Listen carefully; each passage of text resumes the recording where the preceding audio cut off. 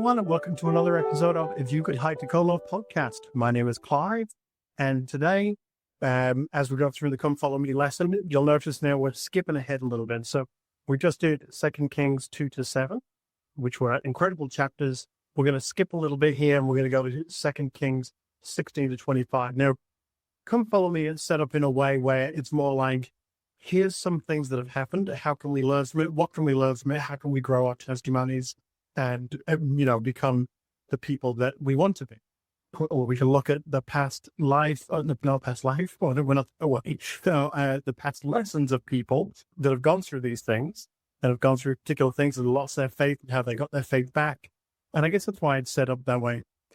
But if you're like me and really enjoy the Bible, you really want to, this is a great opportunity to read it. We don't really get many chances to read the Bible, not that there's anything wrong with it. We really focus on the Book of Mormon, which is incredible, obviously. Every now and then we'll look at references to the Doctrine of the Covenants, but I just feel like we don't get an opportunity to read the Bible as much as we can. So if you're like me and you're using this opportunity to read the Bible again or for the first time, I'm going to give you a brief rundown of what's happened between chapter 7 and where we're going to start off in chapter 16. So Jezebel, which was spoken of, very wicked person, she dies. Essentially, there's a bit of a story, but I'm not going to get into it, as with all of these briefs.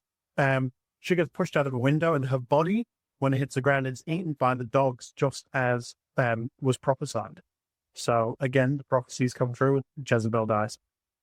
Jehu destroys the worshippers of Baal. He cleverly gathers the Baal worshippers together under the pretense of holding like a great festival, and then he eliminates them. So he got rid of the Baal worship, but he kept the calves where they were. Then there's Athaliah, the daughter of Ahab and Jezebel, and murders nearly all the royal descendants. So, we know that the royal line is to keep going. It's a Davidic line. So there's a boy named Baby. His name's not Baby. He's a baby. His name is Joash. He's hidden in a temple for 6 years. So the almost destroyed Davidic line continues through him. King Jehoash is told to strike arrows into the ground by Elisha. He strikes 3 arrows into the ground, and Elisha got very angry with him because if he had struck 5 or 6 times, Israel would have completely defeated Syria. So we're still in the Syrian attacks at the moment. Israel is not defeating Syria because he didn't do exactly what he was told. Now, here's a really interesting thing that unfortunately we didn't get to. Elisha dies, and a man also dies and is thrown into the tomb where Elisha is. When his body touches Elisha's bones, the man comes back to life. Incredible. Moving on, King Amaziah defeats Edom. Then he brings home Edomite idols and worships them. So this is where we're getting into now, the Edomite idol worship. So let's jump right into chapter 16. There's some really interesting stuff in here. If you look at the Come Follow Me lesson, it really focuses on chapter 18 and 19.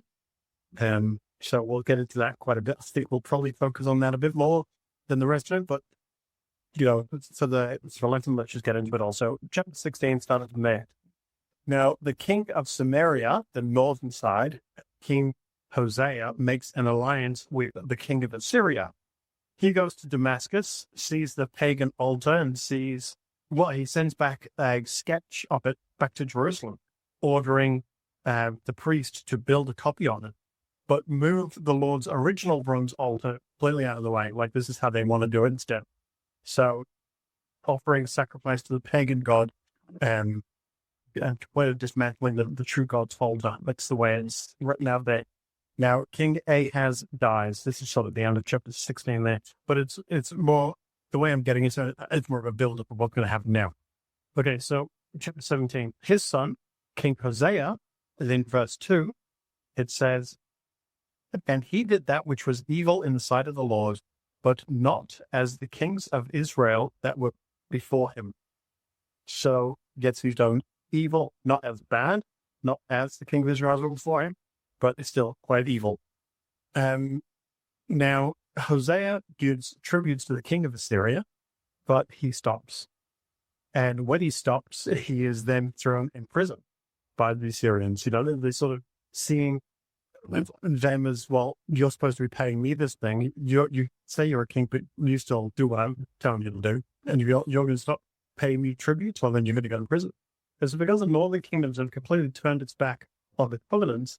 Assyria is able to sweep in and completely conquer Samaria, and really takes their population and deports them. It really is, I guess, the best way to say, sort of spreads them out amongst all the other nations that are around there. So this marks the beginning of the lost tribes. This is how the tribes sort of become lost, because they start becoming intermingled, and it's obviously hard to keep up with who's who and what tribe and where. So I'm going to read here this is chapter 17 still, verse 22 and 23.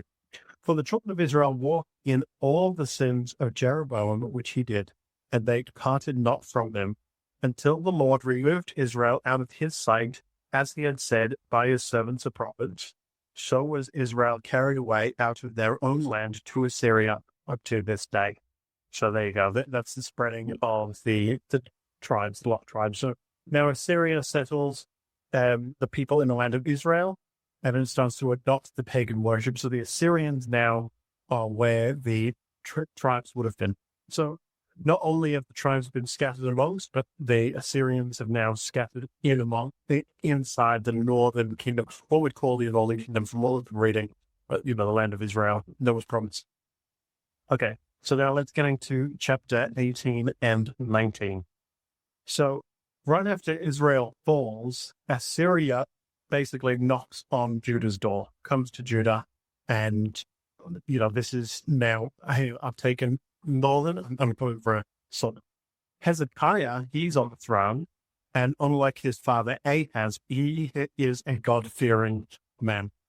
So it's no longer, so the southern, there was a lot of back and forth, just been Earth in the Book of Mormon, and I guess anything we look at, there's a falling away, and there's a coming back. So now the southern part of the southern tribe, where there's Judah and Dan, they are, the God-fearing, or at least the leader is God-fearing. So I'm going to read verse 4 here, and then we'll talk to you more. He removed the high places and break the images and cut down the groves and break in pieces the brazen serpent that Moses had made. So I think Daniel touched on this a little while ago. So this is talking about what he's done to the king. So he's destroyed the pagan worships. But why did he destroy the serpent that Moses made? Remember, this is the serpent that Moses put on the rod, and those people that had been bitten. So you look to the rod, you look to the serpent, and you'll live. And the book of Levant tells us that some people found it too easy, so then, this can't be right, it's too easy, and then they died. Doesn't say that in the Bible, it says in the book. For unto those days the children of Israel did burn incense to it, and he called it Nehushtan. So, interesting there. So, they've taken this piece of history, really, is what it is to them, and decided, well, we'll worship this now instead. It's funny because you go, they're worshiping it, sort of, they know that what Moses did was of God. And so instead of worshiping that, when you worship the idea of what Moses had done, that it come from God, it's like, you go to testimony meeting, for example, and somebody says something so profound that you start to feel it stir. God, this guy said the stir, this is incredible. I'm going to worship the pulpit of where he was standing, because the pulpit, he was there. And that's what saying, I don't know, that might be a very good example. That's sort of what I was thinking of there. Instead of the act and everything that came along with it, and through the fact that Moses said this is of God, they've decided to worship the thing that was there, like the symbol of, which, very well. Okay, I'm going to read verse 8 down to verse 7. He trusted in the Lord God of Israel, so that after him was none like him among the kings of Judah, nor any that were before him. Interesting, isn't it? We've read that a few times there. He is so good that such a God-fearing man, such a good person, that the kings of Israel before and after, there has been any like him. We've read that a few times, not only that there hasn't been any as good, there also hasn't been as many wicked, like they're so wicked. I don't know if it's interpreted wrong, or, the next generation becomes better than the last, or more wicked than the last. And if that's the case, then imagine what we're up to now. where it's wickedness and goodness. You know, there's no one prophet that's better than another, but there might be a group of people. Maybe we're more righteous than we were before, or maybe we're more wicked than we were before. You know, this is an interesting thought. Verse 6. For he clave to the Lord and departed not from following him, but kept his commandments which the Lord commanded Moses. And the Lord was with him, and he prospered whithersoever he went forth, and he rebelled against the king of Assyria and served him not.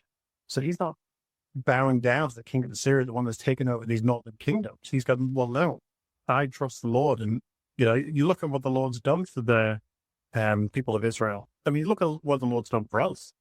And, you know, in your states being shaken, sometimes when there's wars coming and things that disturb what your normal peace would be.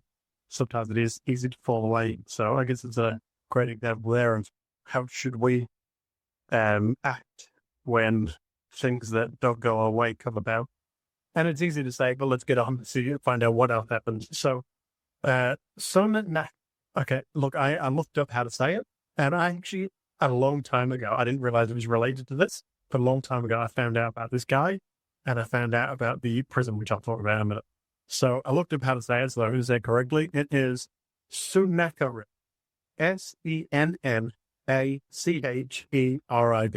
if you're like me, and so it's spelled with an ad to you, and you're like, I don't know. That means nothing to me unless I run it down. I apologize, but that's how it's spelled, and it's pronounced Sennacherib.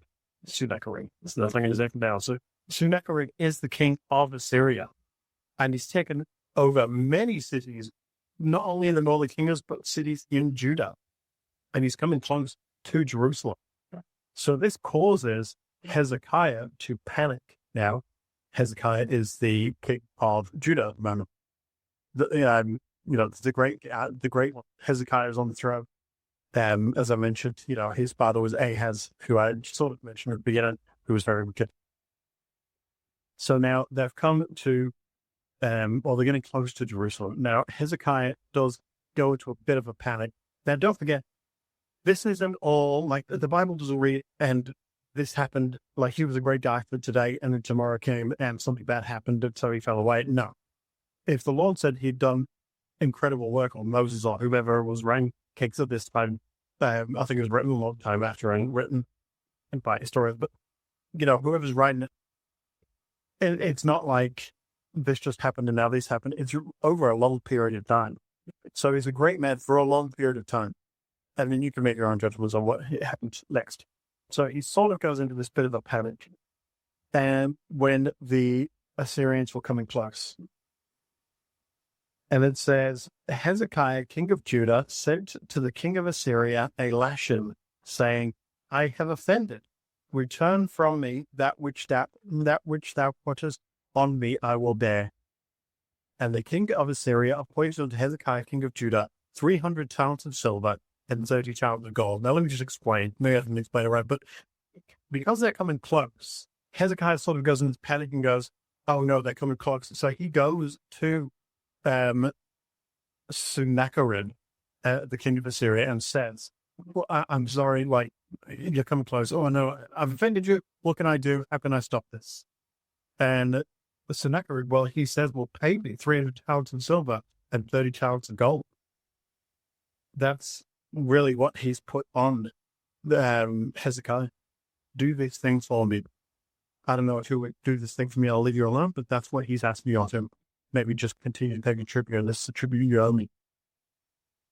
So now Hezekiah does a bit of a slippery slope here. So to pay this tribute or whatever, this demand that Sennacherib does ask for, he gives him all the silver in the temple and literally strips the gold plating off the very doors and pillars of the house of the Lord to hand over to this king, to this pagan king. So not even someone that can appreciate the things of the Lord.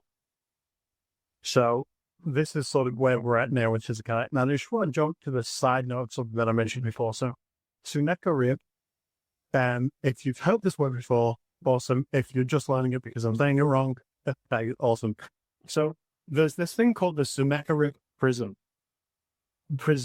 no, prism, Prism, prism, also called the Taylor Prism. It was discovered in 1830 in the ruins of the ancient Assyrian capital, Nineveh. And I'll put a picture up if you're watching this on YouTube. I'll also put it on our social medias so you can have a look at it. But it's amazing. It's about 40 centimeters tall, made of baked clay, and it's covered on all sides of academician cuneiform, written about 694 BC, so about 2,700 years ago. And they've discovered it, and it's basically the story here. There's 3 of them that's been found so far, and they're essentially the story that we're going through. Not 100% the same. It is written from a different perspective. So, it does talk about a bit more, but it's really, really fascinating. So, not that, I think I mentioned before, we're not doing this to say, this is why it's true, we found this evidence, but absolutely fascinating. Like, there's so much, and not just to say that it's proof that the Bible is true, but an incredible history of something that we've found. Just absolutely amazing. I always astounded, because that's to say that, great evidence, but impressed, happy. I don't know how to say it, but I'm always just grateful when we find these things to go, wow, how well does that line up and this and that. Like, I've got the Ethiopian Bible, which is said by many scholars that this is more closest to the original.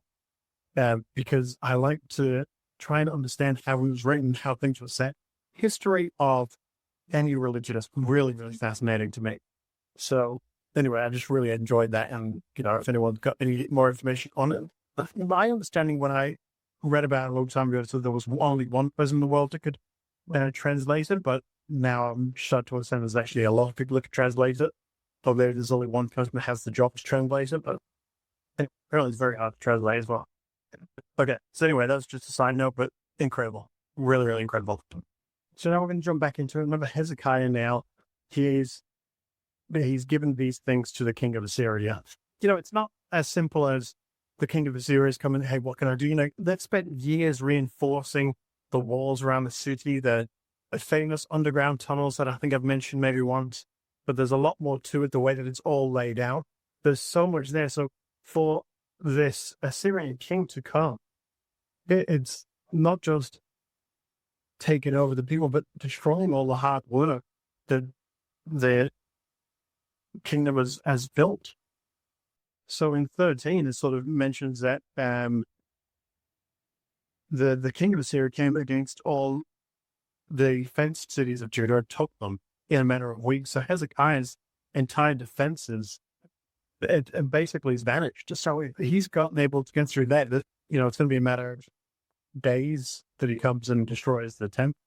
So, in a way, you sort of understand where Hezekiah's gone to a bit of panic on, what can I do to stop this? But at the same time, trust in the Lord. A year of little faith, but the Lord was on the boat, and, as a problem, like, there's a storm with, like, years of little faith. Like, maybe Hezekiah just needed to pray. I don't know. I don't want to justify what's happened, but that's the story. That's what we're talking about. So, but unfortunately, for Hezekiah, paying the tribute didn't work. So the king of Assyria takes the gold and takes the silver, but sends his massive army to the walls of Jerusalem anyway. And then he sends his chief, Rabshakeh.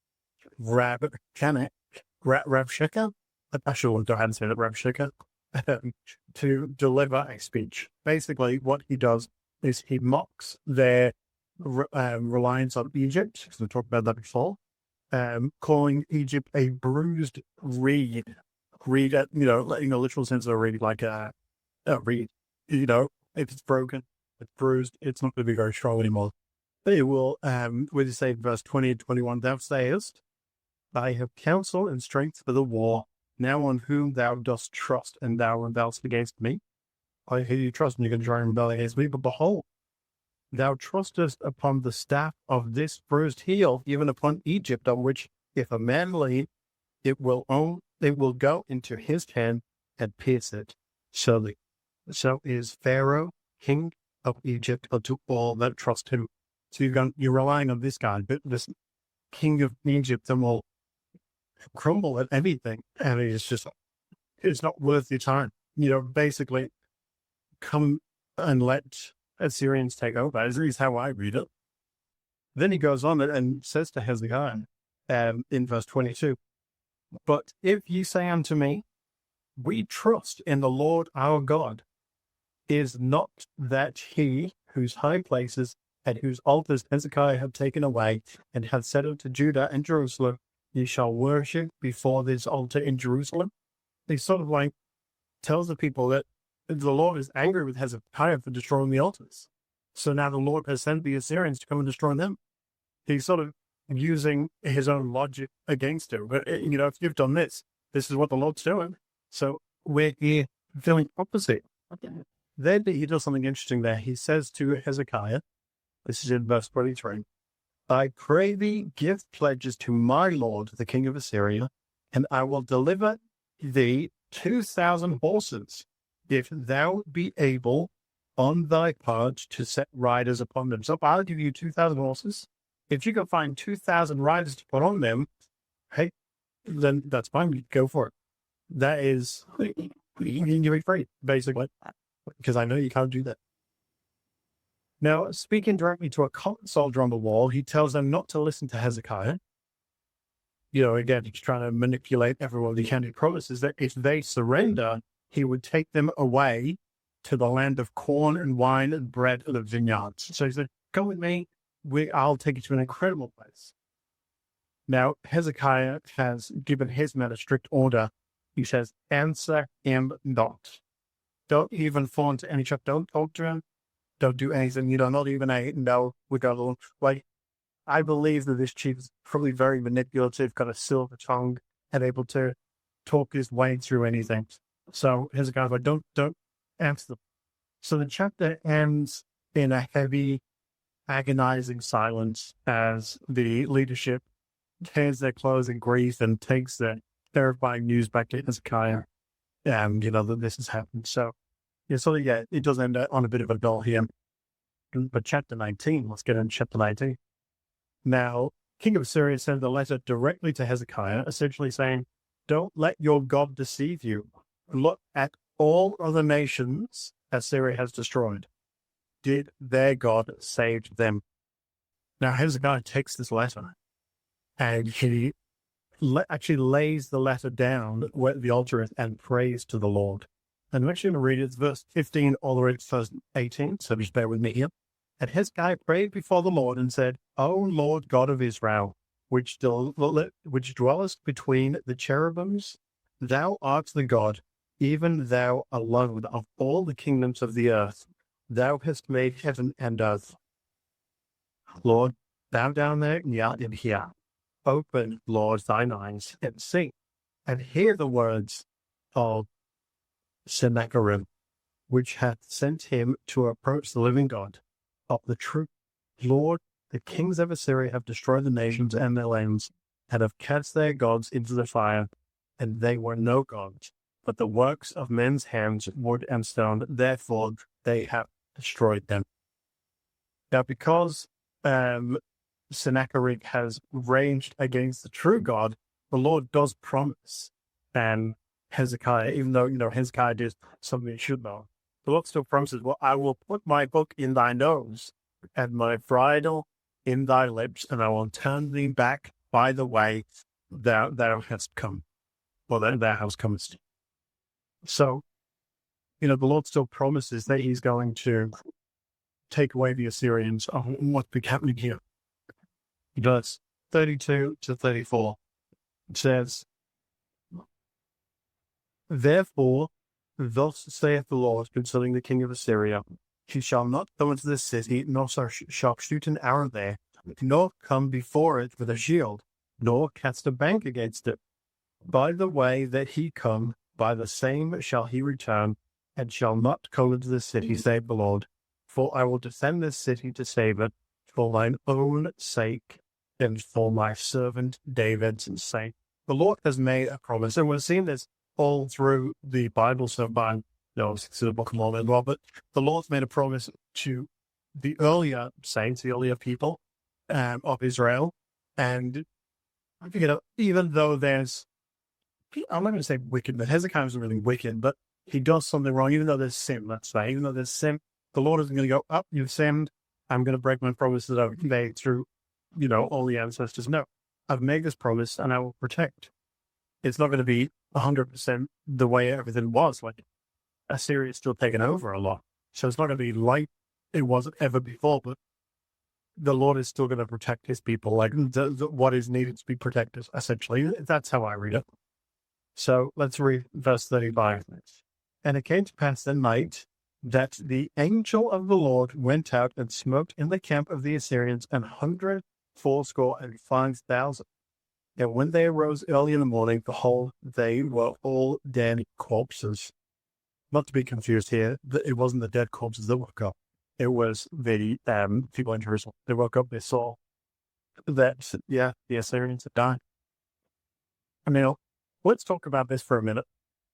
Like I said, I really enjoy looking into the history of the different religions. So I want to talk about the Greek historian Herodotus. Herodotus? Maybe that's how you say it. First of all, here's what's going on. Sennacherib didn't spend the whole time at Jerusalem. He left his generals to blockade Hezekiah and marched the bulk of the Assyrian army down to the borders of Egypt, laying siege to a crucial Egyptian frontier fortress called Pelusium. So the Greek historian Herodotus visited Egypt a few centuries later and recorded the Egyptian version of what happened. So what happened when Sennacherib went and marched his people down there? So according to the Egyptians, that Pharaoh had deeply offended the Egyptian warrior class. So when Sennacherib invaded, the Egyptian army flat out refused to fight. You want to fight, you can fight. You offended us, well, we're not going to protect you. So the Pharaoh went out to the temple of his god, lowercase g, remember, not the actual god, and wept himself to sleep. Now he says the god appeared in a dream, telling him to march to Pelusium anyway, and with a makeshift army of shopkeepers, artisans, and traders. And then that night, a bizarre miracle occurred. So who visits him? Possibly the Lord, but again, this is from a historical perspective. So, they're not going to say this is the Lord, this is what happened. But this is a historical perspective. So here's the miracle that happened. So they marched about this makeshift army. It says, and there came at night, I'm trying to read it word for word, and there came at night a multitude of field mice, which devoured all the quivers and bowstrings of the enemies of the Assyrians, and ate the thongs by which they managed their shields. Next morning, they commenced their fight, and great multitudes fell, as they had no arms with which to defend themselves. So, look, the Bible's telling us that the Lord had angels go through and smite fourscore and 5,000. This is telling us a separate story about something that had happened. I think these are very highly connected. So they've gone out, they've tried to attack Egypt. This miracle has happened with these field mice, and they've lost a lot of their weapons, and they've been defeated. So when they go back to fight against Hezekiah, well, an angel of the Lord, whomever they may be, we see so far in the Bible that angels of the Lord appear as if they're meant, and they come and they do whatever they need to do, Elisha, for example, Elisha said the chariots of fire appeared, so they're not coming in their angels and they're snapping their fingers and people dying, like they're actual warriors. And so I see it this way. I'm not saying that the Lord couldn't fight them when they had weapons, but I'm saying that, it's quite possible that this had happened, this miracle had happened, and they lost a lot of their weapons. Now they went back, and angels of the Lord, or an angel of the Lord, or whomever it may be, have fought them, and they really haven't been able to defend themselves either because of these things that happened. I think the Lord was acting in his own way. Again, that's just from a historical perspective, that field mouse thing. I thought it was very, very fascinating. But it really does just sort of marry up with everything we'll be talking about. Now, moving on here, we're going to jump to chapter 20. Now, Hezekiah falls ill, and he prays to the Lord. The Lord grants him 15 more years of life. Now, this is very important to remember, okay? Confirming it with a miracle, and I'm going to talk about this miracle, and I don't want you to think I'm crazy, but let's talk about this. Okay, look, I'm just going to get into it. No one's talking about it. So God grants him 15 more years of life, and he confirms what he said with a miracle.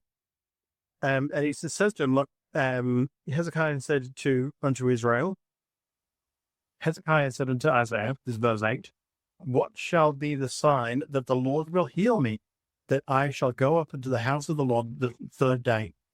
And Isaiah said, this sign shall there happen with the Lord, that the Lord will do the thing that he hath spoken. Shall the shadow go forward 10 degrees or back 10 degrees? Okay, so you imagine like a sundial, I suppose. So Hezekiah's going, okay, how do I know that the Lord is going to grant me 15 more years of life? And Isaiah said, okay, you tell me how you want to see this miracle. Let's take a sundial, for example. I don't know if it is a sundial, but I imagine in my mind when I'm reading this that it is a sundial. So he said, okay, here's a sundial. Do you want to see the shadow of the sundial go forward 10 degrees? Or do you want to see it go back 10 degrees? You tell me what you want to see. That will be the miracle. Okay. So Hezekiah, verse 10, answered, it is a light thing for the shadow to go down 10 degrees. Nay, but let the shadow return backward 10 degrees. So, you imagine how a clock goes clockwise. That's why I put clockwise. And so he's going, well, look, if the shadow was to go forward 10 degrees, that's not an amazing miracle because it's going to go forward 10 degrees anyway. An amazing miracle would be if it went back 10 degrees. So, verse 11, Isaiah the prophet cried unto the Lord, and he brought the shadow 10 degrees backwards, by which he had done in the dial of Ahaz. So, yes, the Lord did this miracle that the dial went back. Now, look, I'm not going to say time went back, but I am interested to know how the miracle occurred, because, the Lord thinks it is in his way. So, look, there is some literal interpretations that suggest that God momentarily paused or slightly reversed the direction. I don't, being a man of, I was going to say a man of science, but I just enjoy science. I'm not a man of science in no way whatsoever, but enjoying science and look at it, it just doesn't seem practical or even possible. Not that look, again, I'm not trying to justify things, but not that it's not possible. Anything's possible with the Lord. I just don't think the Lord would stop time, make time go backwards. I don't know. Look, I think there's a scientific explanation for it. So I did look up how it could be done scientifically. So I'm trying to read what I've found here. So it says, many commentators and scientists suggest a more localized miracle of light. God could have altered the atmospheric conditions directly over Jerusalem, causing a massive refraction of the sun's rays. If a cloud layer or atmospheric abnormality bent the incoming sunlight at a specific angle, it would catch the shadow backwards on Ahab's steps, without needing to alter the physics of the entire solar system. So, time is the sun, refracting and bending slightly, possibly the way the miracle is. That's more the way I see it. Look, if you want to believe in this, the Lord did something back down there, though, feel free. I'm not going to say anyone's wrong. We didn't get to the story of where the Lord kept the daytime during the battle. There was a battle, and at night the men would be weary, so the Lord said, well, keep a day for, a lot of people believe, I'm going on a tangent here, but, a lot of people say, well, the day stood still. The Lord said the day was that still, the day stood still. But, again, other people said, well, maybe it was an eclipse at the time. But, well, anyway, I'm going on a tangent. I'm trying to look at the go on a tangent, but it is fascinating. And hey, this wouldn't be called If You Could Hide Your Color if we didn't go into these things.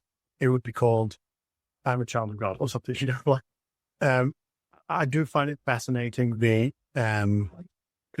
way that the Lord does things and the way that miracles occur, and just everything doctrine related. I think it's important for us to know. I feel personally that if I'd known more in my youth, I would have stuck to the straight and narrow. I'm not saying I did it horrible. In fact, I was very good, to be honest, very good. But I feel like the more you know, the more you can appreciate, and the more you understand. So I think it's important for us to know, or at least learn as much as we can. Anyway. Back to it, back to the lesson at hand. So, later, so it's still in chapter 20. I'll just give it a breeze. So later the king of Babylon sent a letter to Hezekiah, hearing that he was sick. So remember, he's still sick. He's sick, but he's been granted 15 more years of life. So Hezekiah's response was to show off all the treasures that he has in his palace to Babylon, to the Babylonians. And Isaiah prophesies that one day Babylon will carry all of these treasures away. Like, that's not a way to respond. Let's say, hey, look what I have, and you don't have. Chapter 21. Now Hezekiah's son, Manasseh, takes the throne and becomes the most wicked king in Judah's history. Again, this is another one of those more wicked than anyone. I think it says here in verse 1, Manasseh was 12 years old when he began his reign and reigned 50 years in Jerusalem, and his mother's name was Shephatizzebah. And in verse 2, and he did that which was evil in the sight of the Lord after the abominations of the heathen whom the Lord cast out before the children of Israel. So he did very, very wicked. Now, if you do the math here, he was 12 years old when he became king. So this means that Manasseh was born during those extra 15 years of Hezekiah that Hezekiah begged the Lord for. So if Hezekiah had passed away from his illness and not asked for more life, that most wicked and destructive king in Judah's history would have never been born. So I don't know what the takeaway is from that. Maybe the Lord has a purpose for everyone. I'm not to say don't pray for those that are dying. You know, my mum unfortunately passed away. We prayed that she wouldn't, and she did. The Lord has a purpose for everything. But, you know, it's just take the lesson as you will of what that is. So now he completely rebuilds the pagan altars and worships the stars and practices witchcraft, and just dramatically fills Jerusalem with innocent blood. His wickedness is so deeply entrenched that God declares Judah's ultimate destruction is officially sealed and unavoidable. So even if the greatest king were to come, it's been sealed now. Like, this is what it is. So now we'll jump into chapter 22. That's at the end of the wicked king now. Josiah was 8 years old when he began to reign, and he reigned 31 years in Jerusalem, and his mother's name was Jedidah, and daughter of Abidat and Bokcasa. Really should have practice those names for him. Okay, let's talk about him. So the high priest of this time stumbles upon a forgotten scroll hidden in the dust. Verse 8 says, and Hilkiah, the high priest, said unto Shaphan the scribe, I have found the book of the law in which the house of the Lord, and Hilkiah gave the book to Shaphan, and he read it. Interesting, isn't it? So there's found this book, and most scholars believe that this book that he found is the book of Deuteronomy. So they've been going about not knowing the book of Deuteronomy, essentially. So they go to the prophetess, and she validates the scroll, confirms that God's judgment is coming upon Judah, but promises that Josiah, that because his heart was tender and he humbled himself, he will pass away in peace before this absolute tragedy strikes. Okay, so I'm just going to skip here in the interest of time, and we're just going to talk about 25. So 25, this is Nebuchadnezzar. So to come in now, Nebuchadnezzar lays siege to Jerusalem. This is the what's been prophesied that Judah will fall. So Nebuchadnezzar lays siege to Jerusalem, and the walls are breached, and the city is burned, and Solomon's temple is leveled to the ground, and the people are carried away off to exile. And that's sort of how Kings ends there. And we'll talk about the Book of Chronicles, which goes back, and then Nebuchadnezzar will continue in Daniel. What would I say? Oh, it is Daniel. See? Anyway, fascinating stuff. And thank you once again for listening to another episode of If You Could Hide to Call Up podcast. Follow us on Instagram, Facebook, anywhere you get your podcast from. And we'll see you next week.